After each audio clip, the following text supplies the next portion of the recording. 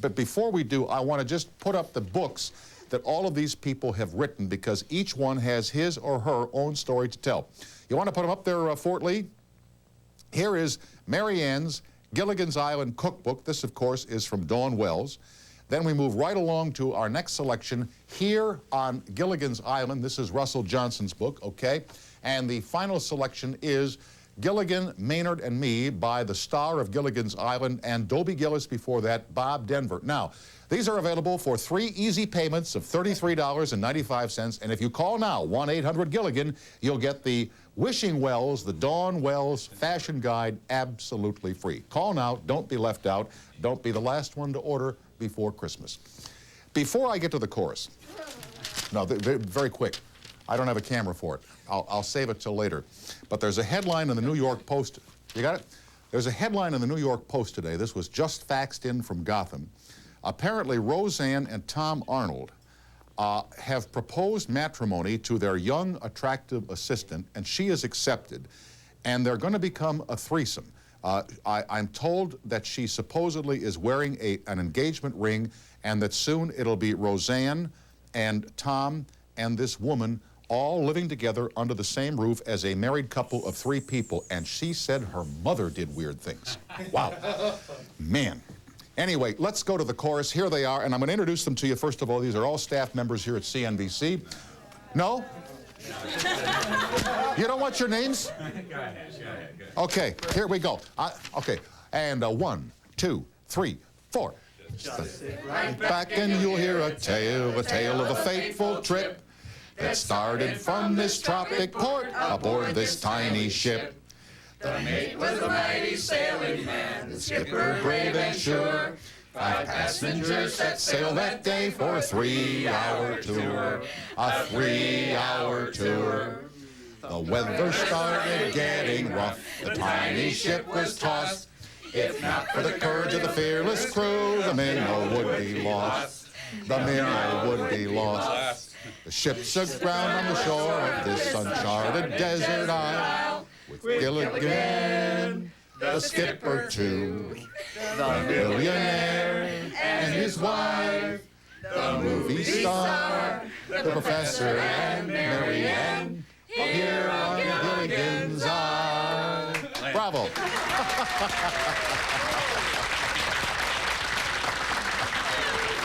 No, wait, before they go, just one more group shot. Before they go away, folks, take a look at this chorus and remember it well. Thank you, gang.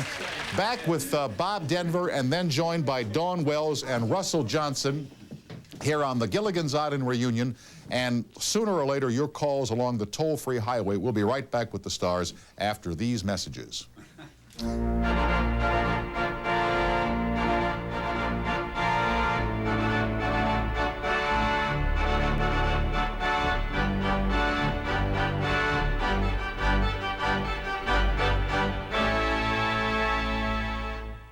What are you doing? I'm making notes for a book. You mean you're writing a book? Well, that's one of the reasons I wanted to be off by myself. It's going to be a chronicle of our adventures on the island. No kidding. I think it's a book people will buy, don't you? Sure, I'll buy one. I'm dying to find out what happens to us. What a prophetic clip. Here's Bob Denver, who joins us now from the CNBC Bureau in Chicago. Bob, thanks for coming on. How you doing tonight? Thank you, Tom. I'm doing really good. I forgot about that scene. I never even dawned on me. Do you recall the scene at all? It's the first time I've seen it in years. Yeah, I think I said I was going to write a book, too. Yeah. Perfect. That's great. Absolutely great. I want to talk here for a little bit because I haven't heard you talk about the work that you did with Jim Backus, who was on Gilligan's, right, and I believe Alan Hale. Right. And you guys did very physical comedy, and so many people identify Backus as Magoo that they forget what he did on the Gilligan show. Well, he hit me with his swagger stick a lot. Yeah. You know, I remember I gave it to him as a prop one time as a joke. I said, why don't you have a swagger stick? And was I sorry thereafter? Yeah. Hey, Gilligan, how you doing? I give you a whack, whack, whack. You cut it out. Give me back the stick. Yeah, yeah. And didn't he come dressed up in Magoo costume one day? He did a Vegas act once where he dressed up as Magoo. And I said, Jim, you look just like Magoo. And he did. He had the nose. I still have the Magoo nose. But with the outfit and the glasses and the whole thing on, he looked just like Magoo. I said, did they, draw the character off you? And he said, looks that way, doesn't it? Yeah, I yeah. go, he's so great. How did you make the physical comedy on Island work? I mean, it worked so well. Was it careful rehearsal, or just that you guys worked well together and trusted Yeah. each other in situations? Well, I had Alan Hale, and he Yeah. was so big and strong, there's no way I could hurt him. I could use him like a tree. I could climb on him and run across the stage and leap in the air, and he'd catch me, put me down real easy. And, there was no way to rehearse our physical gags, so we just kind of mumbled to each other like, well, I'll fall down and you get up, and then you can fall on me, and then he goes, oh, let's just do it, So we go out there and just fall and just no rehearsal, just kind of run around and, Yeah. and just trust each other that we wouldn't hurt each other, and of course we never did. Your book is titled Gilligan, Maynard, and Me, Maynard being Maynard Krebs, Right. From Dobie Gillis. How did you get to Dobie Gillis? And then with that ended, how do you get to Gilligan's Island? Yeah, it was interesting. In fact, I hope so. I did a Dobie Gillis where I was blasted off to the moon in a rocket with a chimp, and we landed on a desert island, a tropical deserted desert island. I should have known something was coming, but after I finished that, I met with Sherwood Schwartz, and he was looking for a Gilligan, and we talked about the show, and he had me laughing so hard with the premises that I finally said, I'd love to do it if I could do physical comedy, and he Right. said, fits Gilligan perfectly. I said, well, I'd love to do it, and that's how I got from one to the other. And Just a meeting. you mentioned Sherwood Schwartz. You Yeah. hear talk every now and again that Mr. Schwartz is planning a Gilligan's Island movie for theatrical release. Have you heard that? You're nodding your head. Oh, yeah. You would be involved with that? You'd be Gilligan? Hello, Tom, are you dreaming? No, it'd be one of those big summer features like they did with the Beverly Hillbillies this last summer, and I guess I'd go watch it and see it, but it wouldn't be any of us from the original show. It'd be like John Candy and playing the skipper, and I don't know who else he has in mind for the rest of the cast. But Gotcha. Yeah. And bring us up to date on Bob Denver now. What is Bob Denver doing these days? I'm doing that book tour. Yeah, I know that. But you have a That's enough for a while. But you have a real job in television, don't you? Well, you mean the weatherman thing? Yeah, yeah. I did it as a joke. I mean, basically as kind of a little gag for the local weather people down there in West Virginia. And I went on the wire service that I'd quit acting and became a weatherman. It's not true. No. It's not true. Willard Scott somewhere is breathing an enormous sigh of I relief. hope so. Once it gets on the wire service, you're dead. You can deny it the rest of your life. And then the other thing around the office, the boys and girls of the color cast, and I'm one of them around the office always saying, you got to ask them about Tina Louise and what happened there. So are you going to ask me about it? Yeah. Well, I guess, it was just, Tina really didn't like the show that much. She was quoted in the TV Guide as saying, if I wasn't on, I wouldn't watch it. So, she wasn't thrilled being on it. And we got along with her. It was just... I mean, like when in the early days, had she been promised something that the producers didn't deliver, or they gave her one concept and the show went a different way, or... Well, I think you're right in all those things you just said. Yeah. I don't know. It was kind of interesting to watch her work. I mean, she did her movie star role perfectly, and she knew her lines, and she always came in, but she never, like, joined the family of, the cast and or crew. Yeah. Was more or less, and she doesn't want to talk about it much now either. I understand that I won't pursue it with you, because if I want to ask about her, I should ask her. I'll get her on here sometime, and it will come up. I dare you. She won't say the name show. You'll have a hard time interviewing her. Well... Oh, no, I hear, though, she's saying GI now. Instead of, she'll What, say GI. referring to her stomach disorders? Yeah, I said lower intestinal tract. I don't know. By the way, Tina, how are your GIs? None of your business, Tom. To what do you attribute, and I know you've been asked this before, and we talked about this on a program I did with Dawn Wells on radio about a year and a half ago. Yeah. What makes Gilligan's fly? What fuels this show? There were less than 100 original episodes, and to this day they play all over the world. Must have been Dawn Wells and Russ Johnson. Oh, I think come on. No, I think it's just, the physical comedy and the silliness, and there is no time frame on the episodes. I mean, there is no, like, it was shot in the 60s. You can't tell that.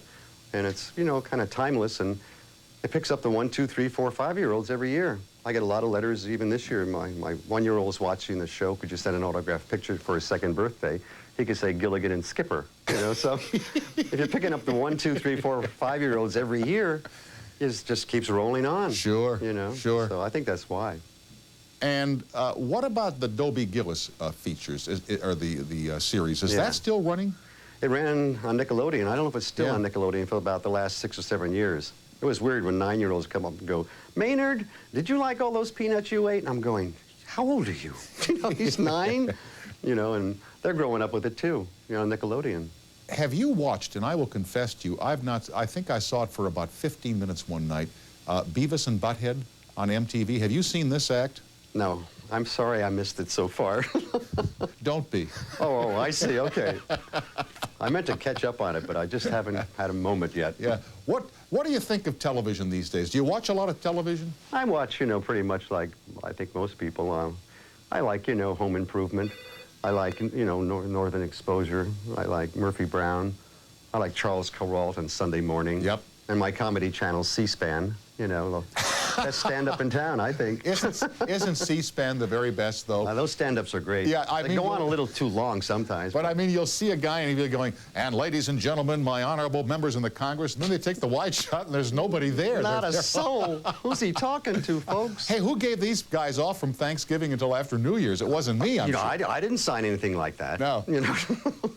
What have been some of the things along the way in the book tour that have been, if there have been any unusual or different things, at signings at bookstores or on radio talk shows or stuff like this? You got a hell of a question on the Larry King show, didn't you? Yeah. Have you and the skipper ever had a homosexual relationship?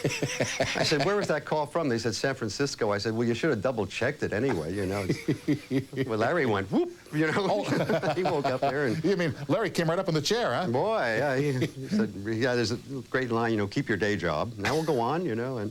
But I guess on the tour, I'm just running into people from my past a lot, you know, people that live all over the country that, you know, I guess they've always thought they'd, you know, never see me, but there I am.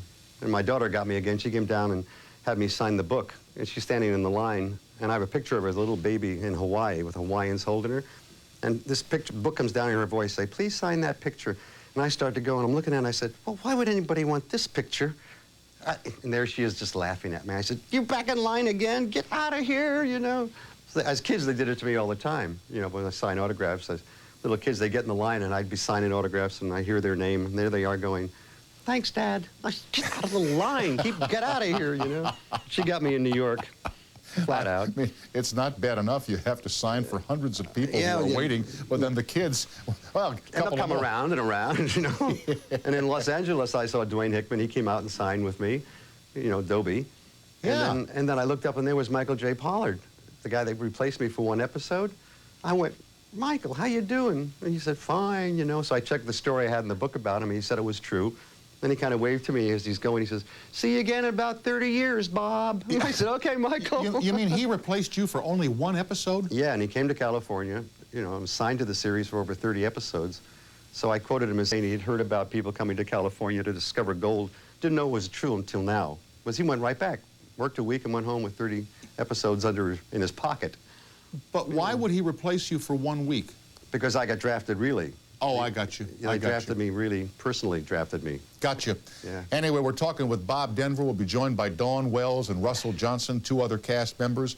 Bob will stay with us if you can on the on the television highway here from Chicago. Though, is that satellite coming in tonight? Yes, it is. Okay. It's on radio. And, yeah, be on radio too, folks. We're at 800-745-26. 100. Jeez. Damn.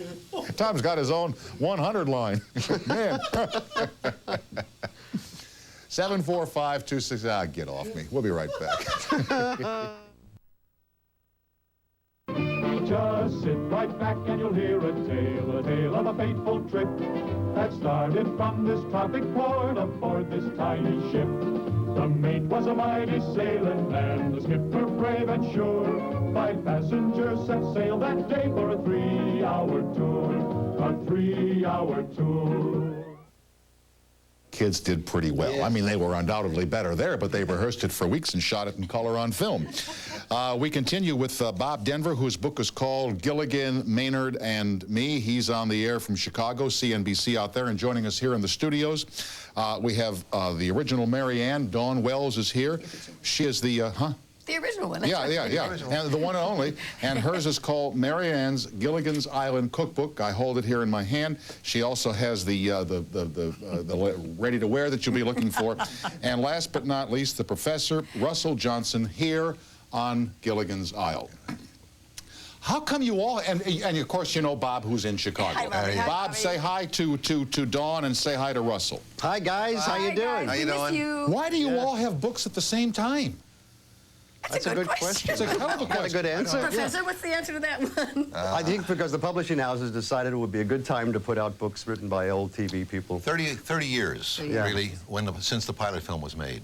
So it's kind of a 30-year thing. I got you. Yeah. And do you all have the same publisher, or do you all have different publishers? We have different publishers. And like, when, excuse me, I don't mean to play footsie with you, but then again, it's so cold in the studio, and I've been lonely for a while. We do that. When your publisher called you, did you call? Do you all call each other and say, "Hey, a publisher called. We're all going to do books"? I think we were all really in cahoots with each other. I think we all talked about it. Yeah. Yes. Yeah. And I don't think any one of us were approached by the same publishers particularly. No, it's true. It's true. When this show was on the air, it was very, very popular. It ran less than 98 episodes. That's right. What took it off the air? All of you. Political, I think. Well, I tell you what took it off the air. CBS had dropped Gunsmoke, which was in its 14th year, and its ratings were bad. And the CBS affiliates raised Cain about it. Also, William Paley, his wife, William Paley was the head of CBS. Babe Paley, right? One of her favorite shows was Gunsmoke, and when she heard that it was taken off the air, she raised Cain. So they put it back in. And in order to do that, it was an hour show at the time. They had to take 2 shows out, 2 half hours, and we were one of them. You were expendable. We were, yes. And we were in the top 20. I mean, nowadays, I know. don't think anybody would do that. I know. You'd be desperate to make the top 20. But I think so. William Paley was happy to get rid of us. Why? I don't think he thought that we represented You weren't CBS. the idea of you weren't the yes, Tiffany of. That's right. Yeah. We were Yeah. not You- exactly Edward R. Murrow. Right. You were a homespun, kind of corny. We can say that now. Yeah, I think we can. Safely. But we're still around, and he's dead. Yeah, that's right. That's by the grace of God, however. We're still going. I wouldn't want to be responsible for being the one who said that the reason God called William Paley home was because he canceled Gilligan's Island. I don't know. How did you get the news, Bob, that the show was going off the air? Sherwood Schwartz called everybody in the cast and told them that story. And I said, well, it makes sense to me. Another major network decision. Now you go, what? What? You mean the Gunsmoke bumped us off? And he said, yeah. So I said, well, it was really great working with you, Sherwood. On to something else, you know. Hope I get my residuals, the 2 years of residuals. Boy, that'd be nice, you know. Do you still get residuals from the shows? No, We paid off. We only Yes. got paid for the first 5 runs of each episode, which lasted about 2 years. That was it. Yeah, That's we it. haven't had anything in 28 years, 27 Videos are years. out now, though. This could be a different issue altogether. But let me ask you, when you all signed your contracts, you said you got paid for the first 5 plays. At the time, that was fair, Sure, wasn't it? sure. Didn't you say, okay, well, you know, you made a deal? Sure. That was it. Yes. Nothing you can do about it. Someone's making money somewhere. You know, people have tried through the years to see if remuneration could be made from those old shows, but nothing. Those contracts existed, and they were valid, and there's nothing you can do about it. Yeah, exactly. That's why the issue of the videotape, it's interesting. That's a whole new thing. You couldn't negotiate that 30 years ago because it didn't exist. It's like Joe DiMaggio getting $100,000 a year, and a guy who's hitting 220 today is a... 3.5 million. That's right. Yeah. You know, or he ain't going to play. You know, when I started late night television at 1 o'clock in the morning, they paid me $2,500 a week for it. Okay, and at the time I thought this is This great. is good. This is great. That's You know, Letterman's getting 14 million. You know, and, you know. So I mean, you know, things have a way of changing. What are some of the recipes we can look forward to in the Gilligan? That's a good question. in the It's Gilligans? good home cooking. I'm a really good cook. My mother's a phenomenal cook. 3 generation of Wells family recipes. A lot of recipes from the cast. Russell's a good cook. A lot from him. Bob's a vegetarian. A lot from his family. Well, what did you get from Bob? Steamed carrots? What? Oh, lots of vegetable dishes. Lots of wonderful vegetable dishes. Like what? Steamed zucchini? See, zucchini. You have a sweet potato casserole, I think, Bobby. Yeah, I know there's about 8 or 10 of his. Mostly vegetables. but you give them all new names. Oh, I know, and I'm having the hardest time. My co-authors, Ken Beck and Jim Clark, did the Aunt Bee cookbook, and they've got these funny little names, SS Minestrone and Weenie Linguine, but the recipes are authentic, and there are 13 coconut cream pie All right. recipes. Okay. Page 217 is the best, my great-grandmother. Now, Russell, you have no recipes in your book, but I hope you write about the professor and how you made him yours. How did you make the professor your character? Well, I tell you, I'm an actor. I started from a certain point. doing the best I could, making the professor mine. The writers, as time went by, would write as they saw how you did things. And would they, excuse me for interrupting, I don't mean to, but would the writers get together with you and maybe the other cast members and say, this is what we're looking for. This is who this guy is. This is how we envision this guy. And then you would do an no. No. Like I said, the writers never talked to you about this. Didn't care. They watched what was happening, in a sense, and kind of wrote toward how we did what we did. Someone asked me that question, as a matter of fact, just today. I think the professor, and I think all these characters, are a process. The professor that was in the first show is different than the professor that was in the 98th show. Gotcha. You understand? Yeah, he evolved. It's an ongoing he grew, process. Sure. Yes. And Mary Ann grew, I'm sure. Yes, and Gilligan grew. All of you. Gilligan never grew. No, well, that's true. Progressed, He kind of lost ground. Yeah. By the 98th episode, he had lost a lot of ground. Let me pause here for the folks along the way. We're talking tonight with Russell Johnson and with Dawn Wells and with Bob Denver about one of the great television classics of all time called Gilligan's Island. We'll join you on the toll-free highway right after these words from our sponsors. Same pigeon that flew on the island yesterday? Somewhere beneath all that blubber is a sleek, long-distance carrier pigeon. He looks like he swallowed a basketball. How? Someone has been feeding him in the middle of the night. Ginger and I fed him a whole bowl of milk. Well, it's good for babies. Gilligan and I gave him a little bitty piece of pie. Half a platter. We're joined by the stars of Gilligan's Island. We have with us tonight Russell Johnson. His book is called Here on Gilligan's Island, the professor's behind-the-scenes guide to everything you wanted to know about the island. Gilligan, Maynard, and Me by Bob Denver, who's on the wire tonight from Chicago, Illinois. And Mary Ann's Gilligan's Island cookbook by Dawn Wells. All of them joining us tonight on the Color Cast. So you were saying the professor by episode 98 was a character that you know, Russell Johnson evolved and gave interpretation to. That's true. Yeah. Same with Mary Ann. Same Mary Ann, sure. The depth developed. I think the characters were kind of surface at the beginning, a little larger than life, and I think we grew. The depth developed, I think. What about behind the scenes? You know, part of your book title, Russell, is Behind the Scenes. How were you guys backstage? Did you become friends, Bob, as this show evolved through the 98 episodes? Oh, yeah, we still are friends. We've been friends for over almost 30 years now. Really? It's been like, we get together like 2 or 3 times a year and do some kind of personal appearance. No kidding. And my line is we get rescued wherever there's a body of water. That's true. You know, so That's true. Hey, did we been on more Lake Michigan? Lake We were Huron? rescued. We were in Chesapeake Bay, in New York Harbor, and on Lake Michigan, and taken on a 3-hour tour with 500 people on a boat. Yeah. Coast Guard showing up, hauling us back to shore. Yeah. But it's true. We had a good company. We had good chemistry, and we've been friends. And it was hard to lose the people in the cast who are gone. Jim Backus and Natalie Schaefer. Oh, what a dear and love. of course the skipper, Alan Hale. What a great man. I loved Alan. I mean, he was really a terrific person. They all were. I mean, it was just... Oh, you mentioned Jim Backus. You know, I'd see him on the streets around town here, and he was such a dear soul. He always had a smile on his face and a kind word for everybody. And generous with his comedy. You know, most Yeah. comedians don't want to share. And he'd tell you what would make it a little funnier. Why don't you try it this way? Yeah. And, you know, he was known for Magoo, and what a great character that was. yeah. I can just see him. Well, he would slip into that, you know. Oh, yeah. How could he not? Yeah. Off camera to break us up. As he would leave, he would do his Magoo, and then he'd have something raunchy to say off camera, and we'd have to do the whole thing over again. And he always said that the little outtakes on Magoo were dirty. He said, if you watch Mr. Magoo mumbling away, listen to what I'm really saying. I'm really saying something dirty. I haven't gotten the tapes now since to hear if it's really true, but he always told me that. Wonderful. We're going to the phones, and the first up tonight is John in Orlando, Florida. Hello. Hi, how you doing? Pretty good, thanks, John. It's great. You guys are got a great show. I loved it. It's one of my favorite shows of all time. Gilligan's, yeah. Thank you, John. Great. I just have a question. What are some of the funniest things? Do you have any stories about people coming up to you like fans and just doing funny things? Do you have any stories? Well, on a book signing tour, I was in the Village in New York signing books, and someone's the line was there, and someone said, "Oh, look, there's Ginger." And I looked, and there was beautiful red wig, beautiful gold lame gown, and as Ginger came up to the table, I said, "How beautiful! How nice to see you." He said, "Hi, how are you?"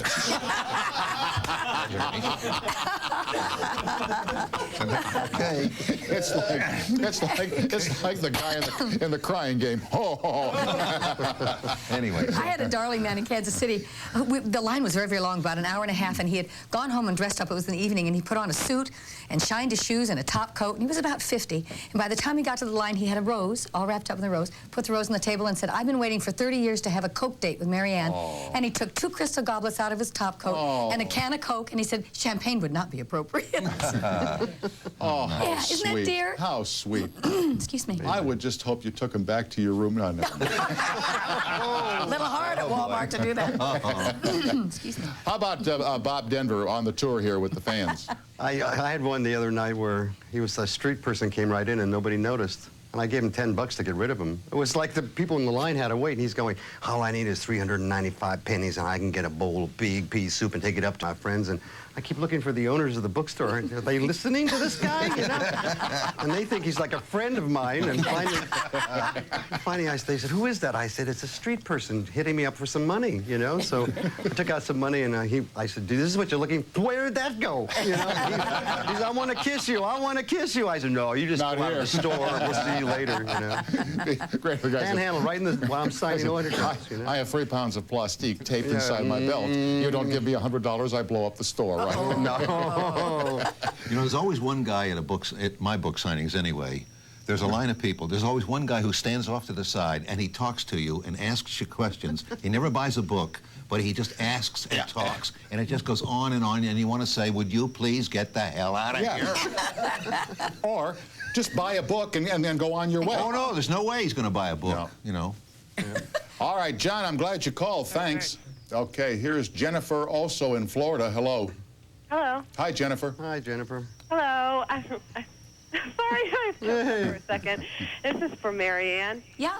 This is confusing. Turn it down because it sounds off. Is that coconut cream pie recipe in your book? Yes. I have 13 coconut cream pie, but the best one is page 217, my great-great-grandmother's. It's called Marianne's Favorite. Bob had it in the face for a few times in the episodes, but it actually tastes better than it looked. Somebody told me you were bringing a pie tonight. Did you bring a pie? No, was I supposed to? No. I've been cooking all day, but I'm sorry. Don't worry about it. Don't worry about it. Anyway, Jennifer, there's 13 recipes for coconut cream pie in this book. Okay, well, my daughter and I and my girlfriend, Kathy, we love you. She was always our favorite. Oh, bless your heart. Thank you. Okay, bye. Bye, Jennifer. Bye. Moving on to Tom in Milwaukee. Hello. Thomas. How are you, Tom? Good. I'm just terrific. Good. Thank you.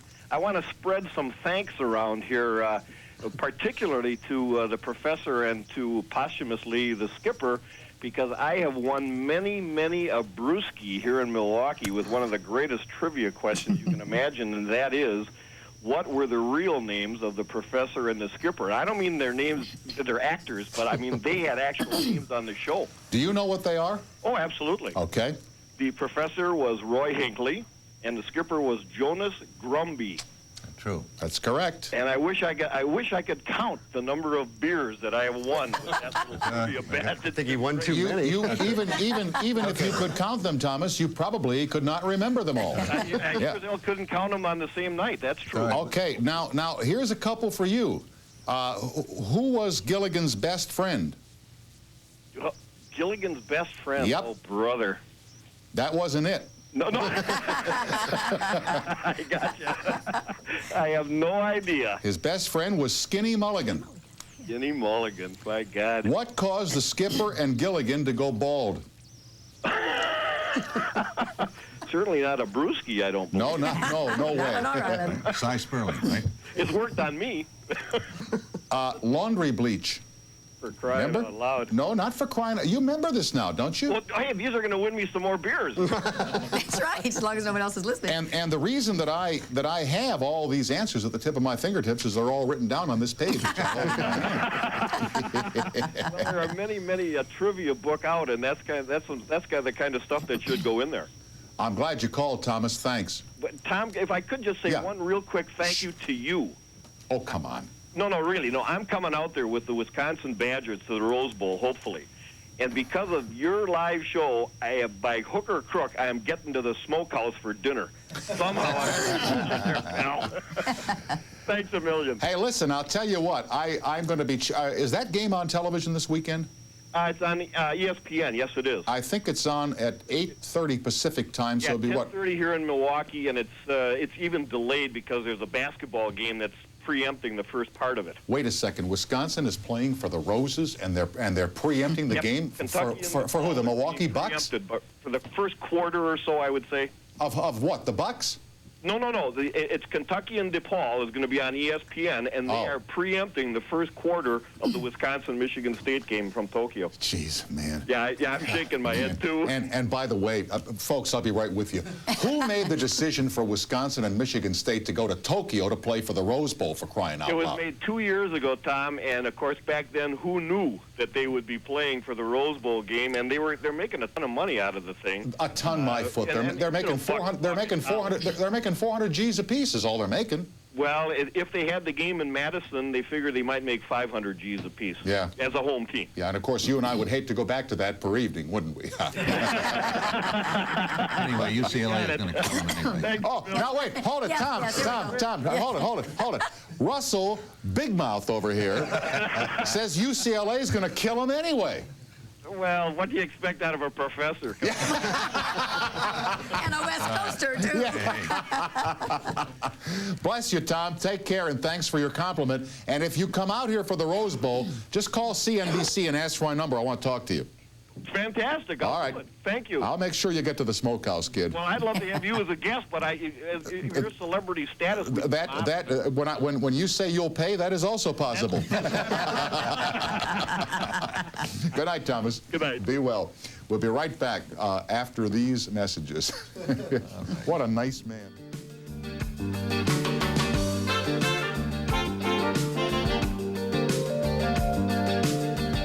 Yes, they're down there. I just threw them some matches. Matches? Yeah. Well, there may be explosive gases down there. Gilligan, don't like that.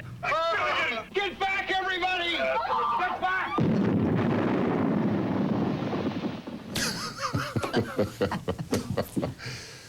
We are back with Russell comedy. Johnson.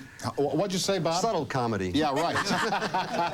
Listen. Oh, Paley style. That's right. Boy, you really got it for Paley Well, you tonight, do, don't Russell. you? I've never heard this side of you before. The poor son of a bitch is dead and buried in his grave, and you're on this guy. I read the book on him. I read his biography.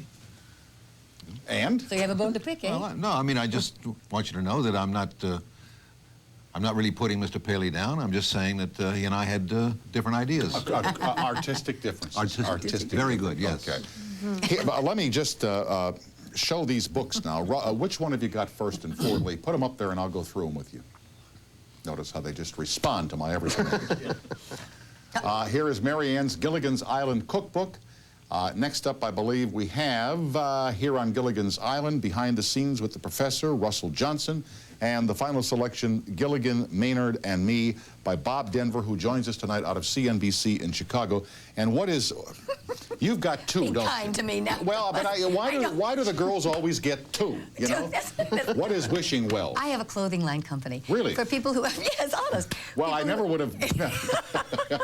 It's actually very serious. It's for people who have difficulty dressing, people in nursing homes, people coming out of surgery, people that are aging. The dignity, the quality of life disappears as you age or are infirm. And I had a grandmother who had a stroke that my mother took care of for a long time. I'm spokesperson for Children's Hospital, and I'm very involved with a young woman who went through a heart and lung transplant. And I had a dear friend in a nursing home for 11.5 years. And there's just no quality of life left. So I've designed a line of clothing with pretty colors, pretty fabrics, things that are breathable, easy to get in and out of. If you can dress yourself, there's Velcro. It's very simple. If the caregiver has to dress you, it's instantaneous, and it's.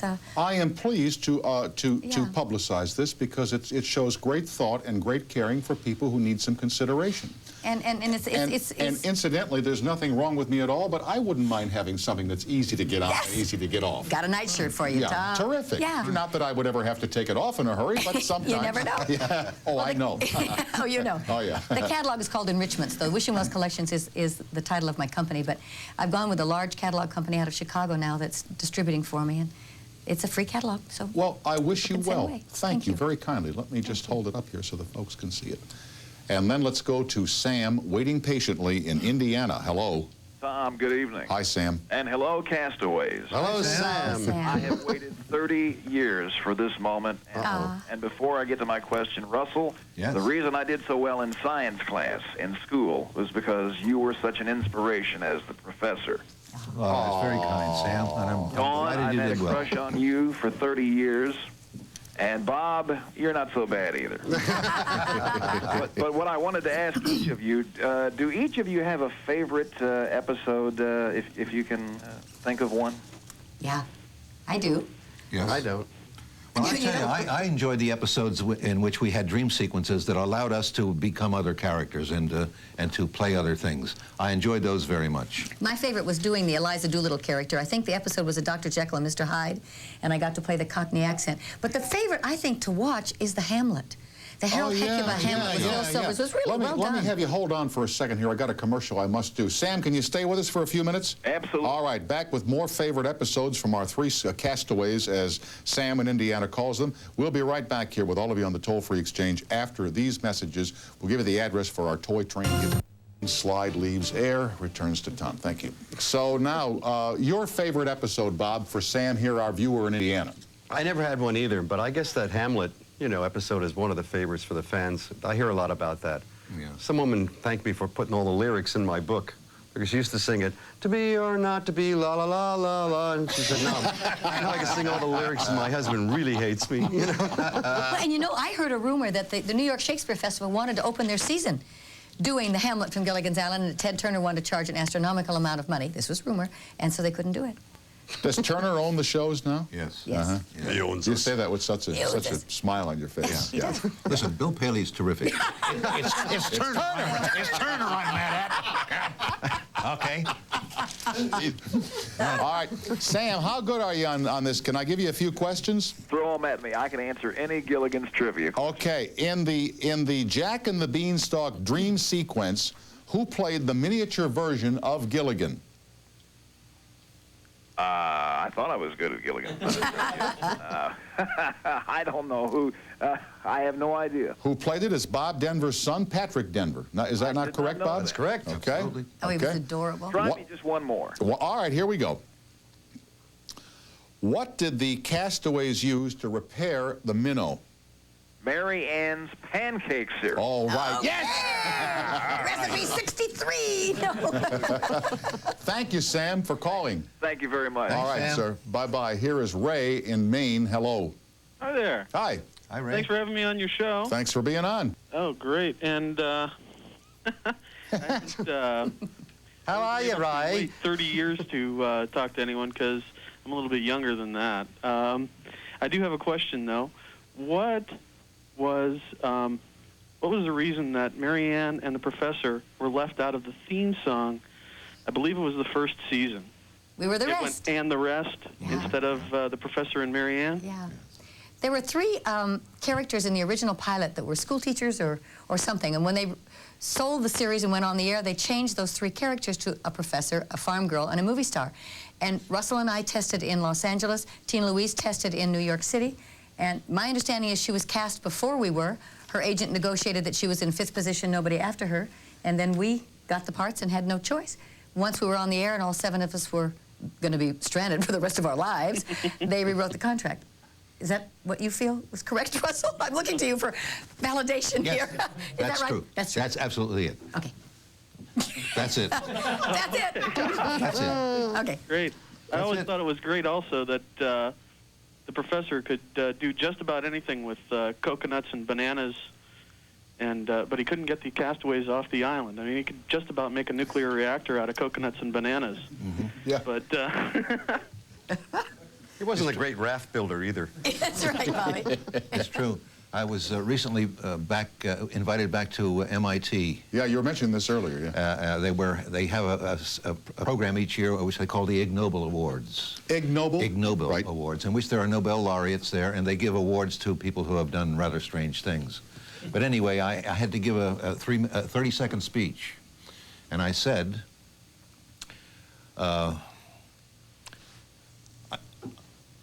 I've been asked through the years why I could make a radio out of a coconut but couldn't get us off the island. And I said, as you may know, that one of my degrees is from this very institution, which is why I could make a radio out of a coconut and couldn't get us off the island. Very good. Anyway. Ray, do you want a trivia question? sure, why not? All right, hold on. All right. What did Gilligan eat that allowed him to read people's minds? Oh, it was some sort of berry, wasn't it? Oh, you're so close. It was some kind of seed. Guess what kind of seed? Oh, you got me. Sunflower. Sunflower. Oh. I'm learning more about the show, too. I know, you remember that part?